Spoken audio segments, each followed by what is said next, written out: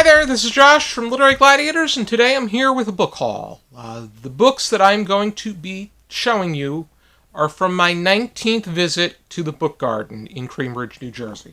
The Book Garden has become my go-to bookstore.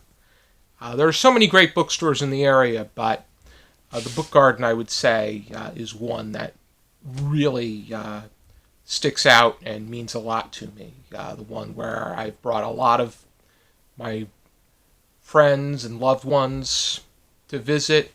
I would like to bring more, and I'd like to pay more visits, even though at the current time I'm not doing as much book shopping because I want to read what I have.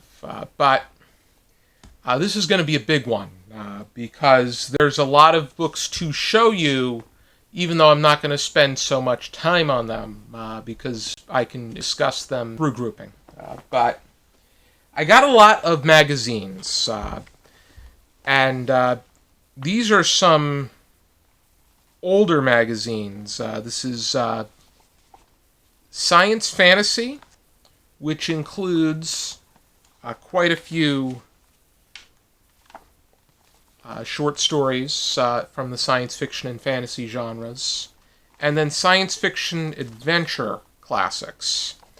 Both of these came out in 1971, so these are vintage. On the topic of vintage, I got quite a few vintage fantasy and science fiction magazines. I think that this is one of the best in the business.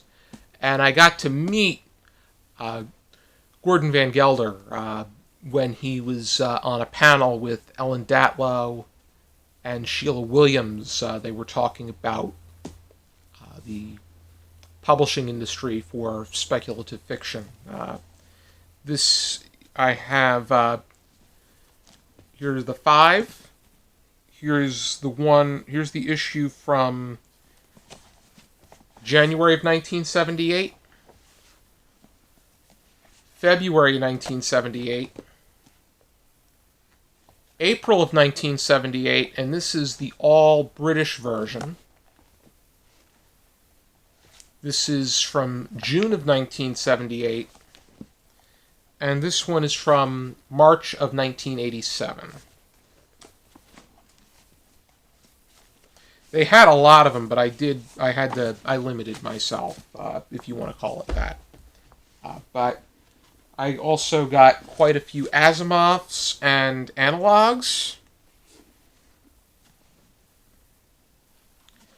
This is Asimov from July of 1983, September of 1983, October of 1983, November of 1983, December of 1983, and January 1984.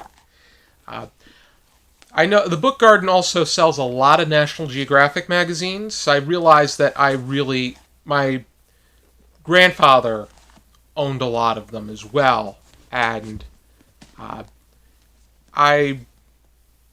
while we boxed them up, I would like to keep them if I can find the room to utilize them, because I think that they are I'm inclined to check out those articles as well.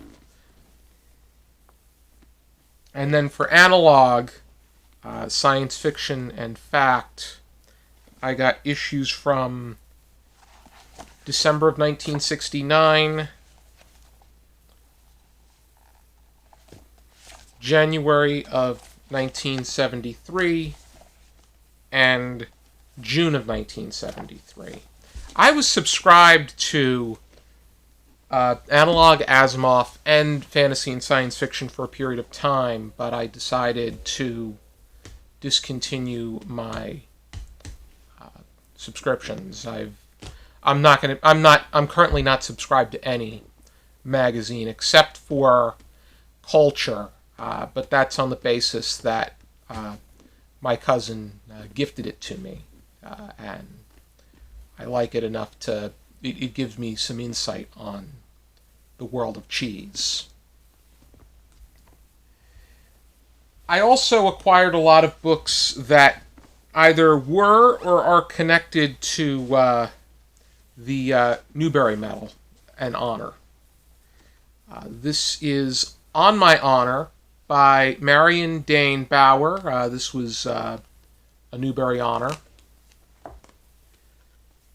Crispin, The Cross of Lead by Abbey. This one got the Newbery Medal. Island of the Blue Dolphins by Scott Odell got the Newbery Medal. The Serpent Never Sleeps is also written by Scott Odell. Doesn't make mention to the fact that it won a Newbery Medal or honor, but it is a story about Jamestown and Pocahontas. And Scott Odell has a historical fiction prize for younger reader chapter books in the category of historical fiction. Johnny Tremain by Esther Forbes won the Newbery Medal, and this is a classic. This is from 1943. Bud Not Buddy by Christopher Paul Curtis. It won the Newbery Medal plus the Coretta Scott King Award. My Brother Sam is Dead by James Lincoln Collier and Christopher Collier. This got an honor. Roll of Thunder, Hear Me Cry by Mildred D. Taylor won the medal. Dogsong by Gary Paulsen. This is from the same author of Hatchet. This won an honor. And The Egypt Game by Zilpha Keatley Snyder. Also won, this won a Newbery honor.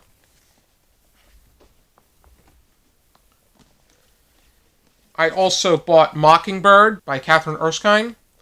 My friend Kim, who has appeared on Literary Gladiators, has raved about this book and how this is one of her favorites, and it pertains to a central character who has Asperger's syndrome.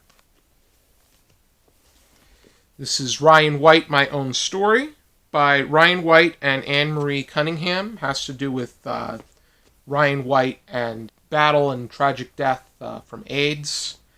Charlie has frequently mentioned this to me on the channel and even nominated it for the Roundtable read.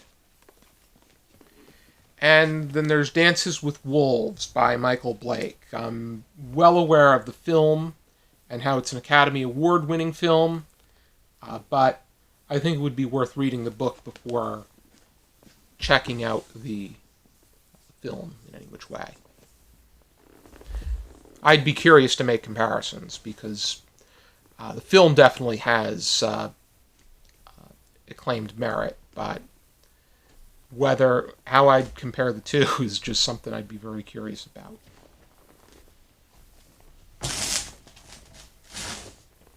I also acquired some trivia books. I want to hone my trivia because it's an area that I really am intrigued by, and we've incorporated trivia onto the channel, which I have a really fun time with. This is the Big Book of American Trivia, over 3,000 questions and answers by J. Stephen Lang. And this is where I can actually jot down my answers too. This is The Utterly, Completely, and Totally Useless Factopedia by Charlotte Lowe, illustrations by Gary Bennett. And it just touches upon so many random subjects, alphabetically, too. This is Presidential Wit and Wisdom, more than 250 classic quotes from America's greatest leaders, edited by Charlotte Lee Gross. I have a collection of quips and quotes from the presidents as well, so I'd be interested to see how many of them are similar. But the other one is older. This is a more recent publication. And then the new book of lists, the original compendium of curious information by David Wolochinsky and Amy Wallace. I just random information and in the form of lists, that's something I can eat up with a spoon.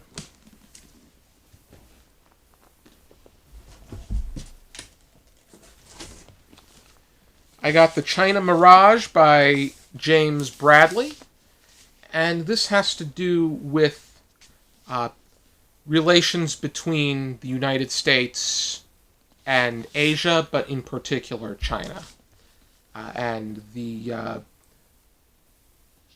wide and long-standing range that it covers. And then I got 1929, The Year of the Great Crash by William K. Klingeman, which it's a microhistory that examines 1929 in its entirety and the things that took place, even though we know that the biggest event that took place was the crash of the stock market that led to the Great Depression.